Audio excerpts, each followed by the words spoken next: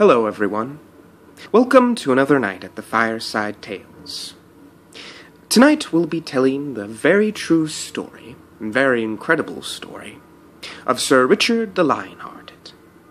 Now, legends are written of the glory of heroes, the strength of their courage and the beauty of their deeds. And no hero was said to be greater than Sir Richard. Sir Richard would gallop about on his white horse, smiting evil across the land. The people would gather in all the towns and all the vigils, and they would cry, Sir Richard, brave and true!" Anyways, word soon spread of Sir Richard's deeds all across the countries of the world, until one day King Philip called for Sir Richard. And Sir Richard came before him, and King Philip had a task for him. "Sir Richard, you must go to the town of Umber, through the Black Forest, and warn them of the arrival of the Black Hand, an army that is causing devastation across my lands. Do this task for me, and know that England depends on your success." Well, Sir Richard agreed, and so he rode off. And he went into Black Forest. He rode for many days and many nights. But as he continued down the trail, he became weary and tired. Indeed, he grew so weary that the pang of his hunger hurt him and all across the chest, and he grew so hungry that he couldn't even stay on his horse. He had to get down and walk on the ground. Well, anyways, he walked for many miles before finally he fell down, tired and wounded. As he laid there, the animals of the forest and the birds in the trees all came, and they cried, "No, Sir Richard, brave and true! Rise again, rise!" But he did not.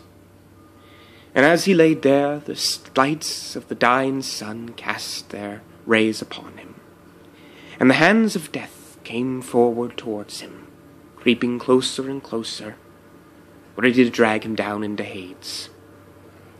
Well, anyways, in the heart of Black Forest, there lived a lion, and this lion was the king of the forest. Now, when he heard about Sir Richard's plight, he ran as fast as a horse to where Sir Richard lied under two elderberry trees. And the lion said, "Sir Richard, I have heard of your plight, and I know that the spirit of England lies in your hands. Therefore, I offer my own life. Eat my flesh, and regain your strength." And Sir Richard, he wasn't sure if he wanted to do this. He said, "No, I could not.